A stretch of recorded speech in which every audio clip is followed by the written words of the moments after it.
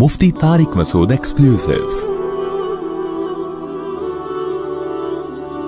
کراچی سے ایک خاتون نے سوال پوچھا ہے کہ ایام حیض میں غیر یقینی صورتحال ہو تو غسل کب کریں؟ حیض کے آخری دنوں میں جب ہمیں دن میں صرف یہ 1 یا 2 بار اسپاٹنگ ہوتی ہے، یقین نہیں ہوتا کہ اب خون آئے گا یا نہیں، تو ہمیں غسل کرنے کے لیے کتنا انتظار کرنا چاہیے؟ نیز اگر ہم نے انتظار کیا اور بلیڈنگ نہ ہوئی تو کیا ان نمازوں کی قضا کرنی ہوگی؟ یہ سوال اگرچہ حیا کے خلاف ہے لیکن بہت زیادہ پوچھا جاتا ہے اور خواتین بہت پریشان ہوتی ہیں۔ دیکھیے، جب کم سے کم حیض کی مدت 3 دن ہے، 3 دن کے بعد کسی خاتون کو جب حیض آنا رک جائے تو خواتین کو اپنی عادت کا علم ہوتا ہے، اگر غالب گمان ہو کہ اب دوبارہ بلڈ نہیں آئے گا، حتیٰ کہ اسپاٹنگ بھی نہیں ہوگی، غالب گمان قریب با یقین ہو، تو ان پر لازم ہے کہ وہ غسل کریں اور نماز شروع کر دیں۔ لیکن اس کے بعد اگر 10 دن کے اندر اندر دوبارہ ذرا سی بھی بلیڈنگ ہو گئی، ذرا سی بھی، تو اس کا مطلب یہ تھا کہ وہ جو نماز پڑھی تھی وہ ناپاکی کی حالت میں پڑھی تھی، لہذا وہ نمازیں لوٹانے کی تو ضرورت نہیں ہے کیونکہ وہ نماز ہوئی نہیں سرے سے۔ لیکن جیسے ہی اسپاٹنگ ہو تو دوبارہ سے رک جائیں نماز پڑھنے سے، اور پھر جب غالب گمان ہو کہ اب دوبارہ بلیڈنگ نہیں ہوگی تو دوبارہ غسل کر کے نماز شروع کریں۔ تو یہ ہے، تو ان کا جو اصل سوال تھا کہ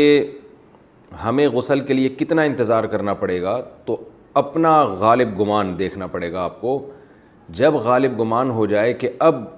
بلیڈنگ بالکل بھی نہیں ہوگی تو آپ پر لازم ہے کہ آپ غسل کریں اور نماز پڑھیں، اور اگر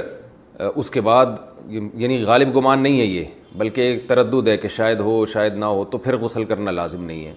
کیونکہ الیقین لا یزول بالشک، یقینی چیز تھی حیض کا ہونا، اس کا ختم ہونے کا جب تک یقین نہیں ہوگا تو غسل نہیں کیا جائے گا۔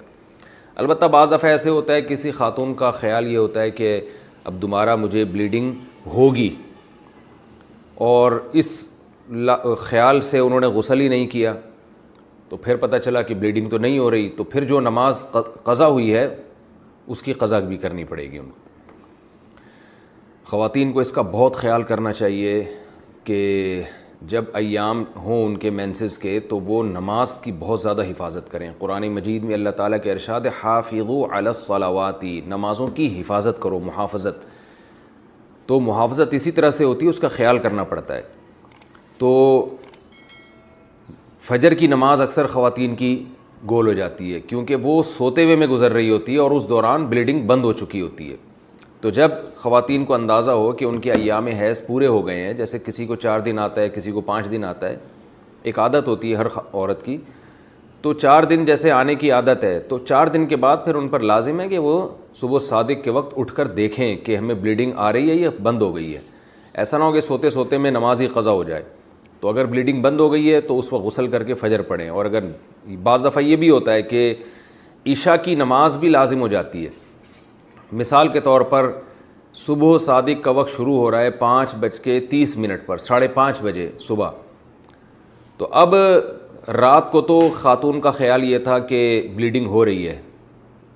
اور آخری دن ہے ان کا ایام حیض کا، تو ان پر لازم تھا کہ وہ صبح صادق سے پہلے اٹھ کے دیکھیں کہ واقعی بند ہو چکی ہے یا نہیں۔ اگر بند ہو چکی ہے تو پھر یہ عشاء کی نماز بھی واجب ہے، عشاء کی نماز بھی پڑھنی پڑے گی آپ کو۔